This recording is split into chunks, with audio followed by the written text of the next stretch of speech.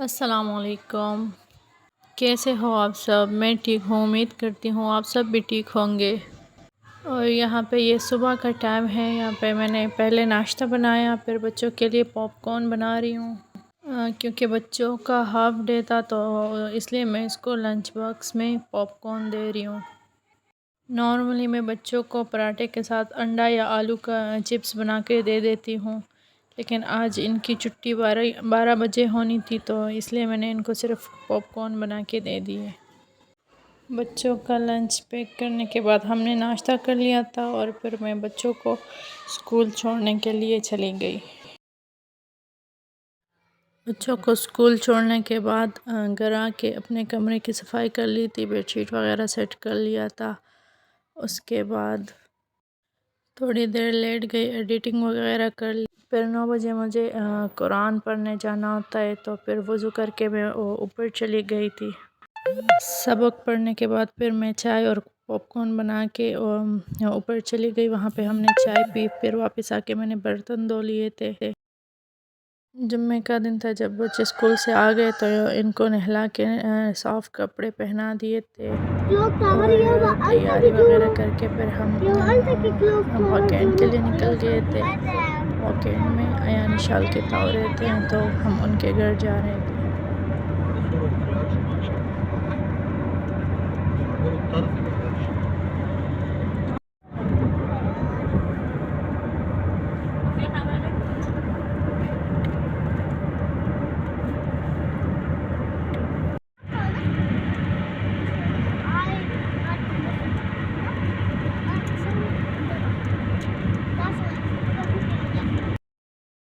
ایان یہاں پہ اپنے کزن کے ساتھ کھیل رہا تھا، یہاں پہ یہ کچھ پنکھا وغیرہ بنا رہے تھے۔ ایان یہاں پہ آ کے بہت خوش ہوتا ہے کیونکہ یہاں پہ اس کا ایج فیلو کزن ہوتا ہے تو اس کے ساتھ بہت خوش ہوتا ہے۔ ایشال یہاں پہ سائیکل چلانے کی کوشش کر رہی تھی اور یہ دونوں بچے بھی یہاں بیٹھ کے کھیل رہے تھے۔ سب بچے اپنا اپنا کھیل انجوائے کر رہے تھے۔ ایان ایشال اپنے کزنس کے ساتھ بہت انجوائے کرتے ہیں۔ پھر اس کے اگلے دن سنڈے کو ایان کے چھوٹے کزن کا برتھ ڈے تھا تو پھر ہم نے وہاں سے کیک وغیرہ کھایا اور برتھ ڈے سیلیبریٹ کر کے پھر آ گئے۔ گھر پہنچ کے سب سے پہلے میں نے آٹا گوندھ لیا تھا کیونکہ آٹا ختم ہوا تھا۔ آٹا وغیرہ گوندھ کے کام سب ختم کر کے ہم نے پھر کھانا کھا لیا تھا رات کو، پھر سو گئے کیونکہ اگلے دن بچوں نے اسکول جانا تھا۔ پھر یہ اگلے دن کا کلپ ہے۔ صبح ناشتہ وغیرہ کر کے بچوں کو اسکول چھوڑ کے آ گئی، پھر اس کے بعد جو ہے نا گھر کی صفائی سٹارٹ کر دی کیونکہ گھر کافی گندا ہوا تھا۔ رات کو بارش اور آندھی آئی ہوئی تھی تو کافی گندگی پھیل گئی تھی۔ سب سے پہلے بیڈ شیٹس چینج کر لیے تھے۔ بلو والا میں نے نیو بیڈ شیٹ لے آیا تھا تو یہ پڑا ہوا تھا تو اس کو میں نے بچھا لیا اور اس کے بعد سارا گھر دھو لیا تھا میں نے۔ یہاں پہ میں سنگل بیڈ کی بیڈ شیٹ چینج کر رہی ہوں۔ سنگل بیڈ کی دونوں ایک ہی جیسی بیڈ شیٹ ہے، پہلے سیم ہٹا کے پھر اسی طرح کا دوسرا بچھا دیا تھا۔ ابھی یہاں پہ پانی ڈال کے تو کمرہ دھو لوں گی کیونکہ کافی گندگی اور مٹی آئی ہوئی تھی اندر، تو اس سے تھوڑا فرش صاف ستھرا ہو جاتا ہے۔ یہاں میں برش سے اس کو رب کر رہی ہوں تاکہ اچھی طرح صاف ہو جائے داغ وغیرہ۔